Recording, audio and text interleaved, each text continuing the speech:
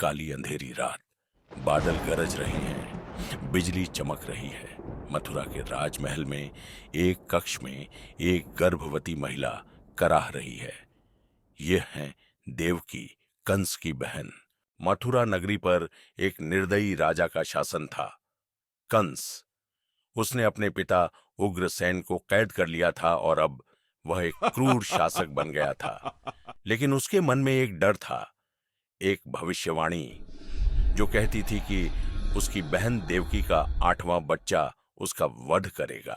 इस डर से कंस ने देवकी और उसके पति वसुदेव को कारागार में डाल दिया था।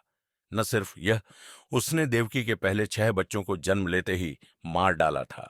तभी एक बुजुर्ग कैदी ने देवकी से कहा, बेटी, धैर्य रखो, अंधेरे के बाद ही सवेरा होता है। तुम्हारा बच्चा ही इस अत्याचार का अंत करेगा।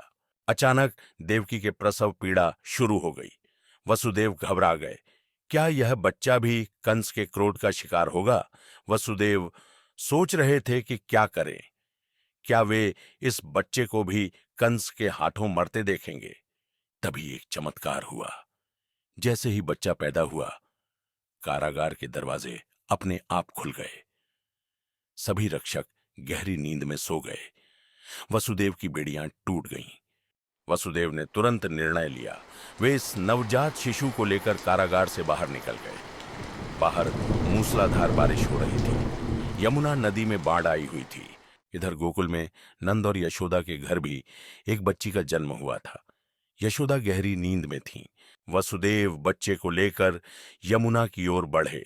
अचानक उन्हें लगा जैसे कोई अदृश्य शक्ति उनका मार्गदर्शन कर रही है।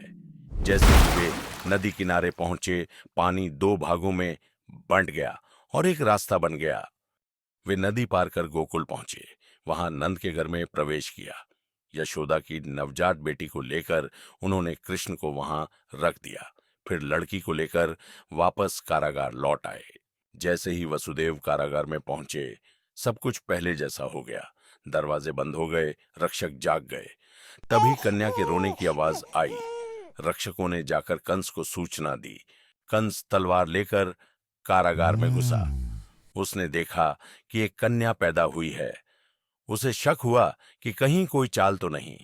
उसने पूतना नाम की एक दाई से पूछा, क्या तुम यहां थी जब बच्चा पैदा हुआ? पूतना ने डर के मारे झूठ बोल दिया, हाँ महाराज, मैंने अपनी आंखों से देखा। देवकी और वसुदेव गिड़गिड़ाए, देखो, यह तो बस एक लड़की है। यह तुम्हें कैसे मार सकती है? कृपा करके इसे छोड़ दो। लेकिन कंस ने एक न सुनी। उसने बच्ची को उठाया और जमीन पर पटकने के लिए तैयार हुआ। तभी एक चमत्कार हुआ। बच्ची कंस के हाथों से फिसल गई और हवा में उड़ने लगी। उसने कंस की ओर देखा और कहा, मूर्ख, तेरा काल तो कहीं और है। यह कहकर वह अदृश्य हो गई। कंस स्तब्ध रह गया। कंस को अब पक्का यकीन हो गया कि कोई बड़ी चाल चली गई है। उसने पूरे राज्य में घोषणा करवा दी कि जो भी नवजात शिशु मिले उसे मार डाला जाए। इधर गोकुल में नंद और यशोदा ने जब सुबह देखा तो उन्हें एक सुंदर नीलवर्ण का बालक मिला। यशोदा को याद नहीं आया कि उसने लड़की को जन्म दिया था। वे इस अद्भुत बालक को देखकर मंत्रमुग्ध हो गए। पूरे गोकुल में खुशी की लहर दौड़ गई। सभी ने इस दिव्य बालक का स्वागत किया। यह बालक था श्री कृष्ण। दोस्तों, यह थी श्री कृष्ण के जन्म की कहानी। एक ऐसी कहानी जो हमें सिखाती है कि अंधेरे के बाद उजाला जरूर आता है। जब भी अत्याचार बढ़ता है, तब ईश्वर किसी न किसी रूप में अवतार लेकर धरती पर आते हैं। तो दोस्तों, अगली बार जब आप जन्माष्टमी मनाएं तो याद रखिएगा कि यह सिर्फ एक त्योहार नहीं, बल्कि एक महान कहानी की शुरुआत है। एक ऐसी कहानी जो आज भी हमारे जीवन को प्रभावित करती है। धन्यवाद। जय श्री कृष्ण।